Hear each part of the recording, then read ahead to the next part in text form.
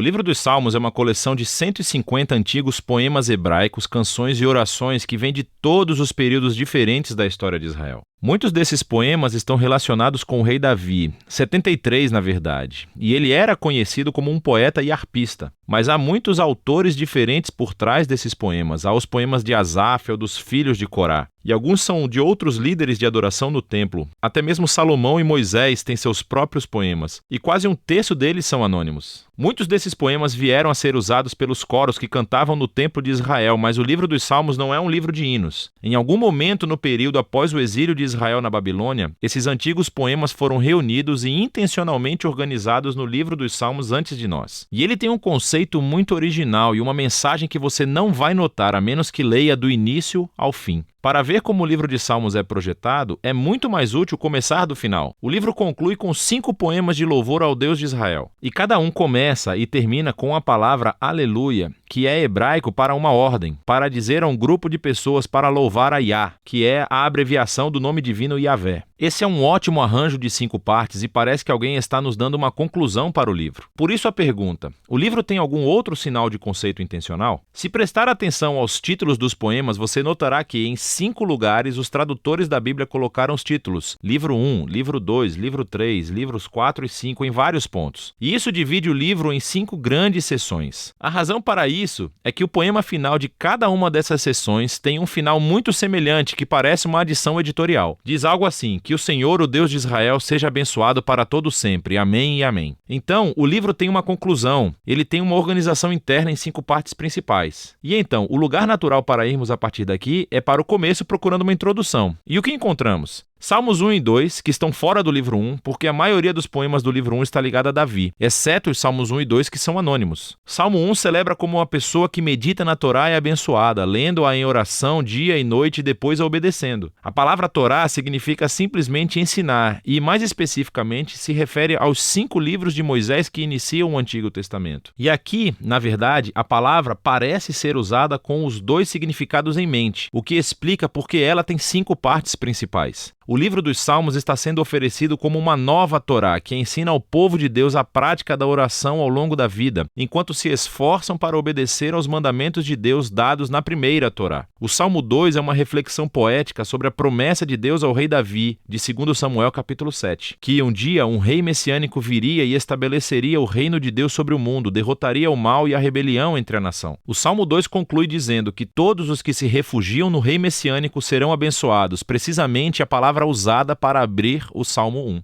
E assim, juntos, esses 2 poemas nos dizem que o livro dos Salmos foi criado para ser o livro de orações do povo de Deus. Enquanto eles se esforçam para ser fiéis aos mandamentos da Torá, têm esperança e aguardam a chegada do futuro rei messiânico. Agora, com esses 2 temas introduzidos, podemos começar a ver como os livros menores também foram projetados em torno dessas 2 ideias. Assim, por exemplo, o livro 1 tem no centro uma coleção de poemas, Salmos 15 a 24, que começa e termina com uma chamada à fidelidade da aliança. Então, Salmos 16 a 18, encontramos uma descrição de Davi como um modelo desse tipo de fidelidade. Então, ele clama a Deus para libertá-lo e Deus o eleva como rei. No conjunto correspondente de poemas, Salmos de 20 a 23, o Davi do passado tornou-se uma imagem do rei messiânico do futuro, que também clamará a Deus. Ele será dado e, em seguida, receberá um reino sobre as nações. Então, bem no centro dessa coleção está o poema, o Salmo 19, dedicado a louvar a Deus pela Torá. Então, aqui vamos nós, os 2 temas dos Salmos 1 e 2 estão unidos firmemente aqui. O livro 2 abre com 2 poemas que estão unidos em sua esperança de um futuro retorno ao templo em Sião. E esta é uma imagem intimamente associada à esperança do reino messiânico. Então, o livro 2 termina com um poema que descreve o futuro reinado do rei messiânico sobre toda a nação. Esse poema é realmente surpreendente, porque ecoa todas as outras passagens dos profetas sobre o reino messiânico. E conclui dizendo que o reinado deste rei trará o cumprimento da antiga promessa de Deus a Abraão, de trazer a bênção de Deus para todas as nações. O livro 3 também conclui com um poema refletindo na promessa de Deus a Davi, Davi, mas dessa vez à luz do exílio de Israel. Então o poeta se lembra de como Deus disse que nunca abandonaria a linhagem de Davi. Mas agora ele está olhando para a rebelião de Israel e o seu resultado, e destruição, e exílio, e a queda da linhagem de Davi. E assim o poeta termina pedindo a Deus que nunca esqueça a sua promessa a Davi. O livro 4 foi concebido para responder a essa crise do exílio. Assim, o poema de abertura nos leva de volta às raízes de Israel com a oração de Moisés, e ele faz o que fez no Monte Sinai após o incidente do bezerro de ouro, que é invocar a Deus para mostrar misericórdia. O centro do livro 4 é dominado por um grupo de poemas que anunciam que o Senhor, o Deus de Israel, reina como o verdadeiro rei do mundo, e que toda a criação, árvores, montanhas, rios, todos são convocados para celebrar esse dia futuro, quando Deus trará a sua justiça e reino sobre todo o mundo. O livro 5 abre com uma série de poemas que afirmam que Deus ouve os gritos de seu povo e um dia enviará o futuro rei para derrotar o mal e trazer o reino de Deus. Esse livro também contém duas coleções maiores, uma chamada de Hallel e outra chamada de Cânticos de Peregrinação. Cada uma dessas coleções conclui com um poema sobre o futuro reino messiânico. E essas duas coleções juntas sustentam a esperança de um futuro ato de Deus semelhante ao Êxodo para redimir o seu povo. E então, entre eles está o Salmo 119, o poema mais longo do livro. É um poema de alfabeto, onde cada linha começa com uma nova letra do alfabeto hebraico e explora a maravilha e o dom da Torá como a palavra de Deus para o seu povo. Então, aqui vamos nós. Os temas dos Salmos 1 e 2, Torá e Messias, combinam todos juntos aqui no livro 5, o que nos leva de volta a essa conclusão de 5 poemas. No poema do centro, Salmo 148, toda a criação é convocada para louvar o Deus de Israel, porque, como está escrito, ele levantou um chifre para o seu povo. O chifre aqui é uma metáfora do chifre de um touro erguido em vitória, e essa imagem ecoa de volta a mesma imagem usada na canção de Ana para o capítulo 2 de 1 Samuel, mas também para o Salmo 132 anterior. O chifre é um símbolo para o futuro rei messiânico e a sua vitória sobre o mal é uma conclusão apropriada para esse livro incrível. Aqui está mais uma coisa que você provavelmente não notará se não ler esse livro em ordem. Há muitos tipos diferentes de poemas no livro dos Salmos, mas todos basicamente se enquadram em duas grandes categorias: poemas de lamentação ou poemas de louvor. Poemas de lamentação expressam dor, confusão e raiva sobre quão horrível o mundo é e quão horríveis são as coisas que estão acontecendo com o poeta. E assim, esses poemas chamam a atenção para o que há de errado no mundo e pedem a Deus para fazer algo sobre isso. Há muitos deles no livro, o que nos diz algo importante, que a lamentação é uma resposta apropriada ao mal que vemos em nosso mundo. Mas o que você notará é que os poemas de lamento predominam no início do livro, nos livros de 1 a 3. Mas preste atenção, pois você também verá poemas de louvor ocasionalmente. Os poemas de louvor são poemas de alegria e celebração, e chamam a atenção para o que é bom no mundo e recontam as histórias daquilo que Deus fez em nossas vidas e agradecem a Deus por isso. Nos livros 4 e 5, você notará que os poemas de louvor chegam a superar os poemas de lamentação. E tudo culmina nessa conclusão de aleluia em 5 partes. Então, essa mudança de lamentação para louvor é profunda e nos diz algo sobre a natureza da oração, à medida que esperamos pelo reino messiânico, como o livro nos ensina a fazer.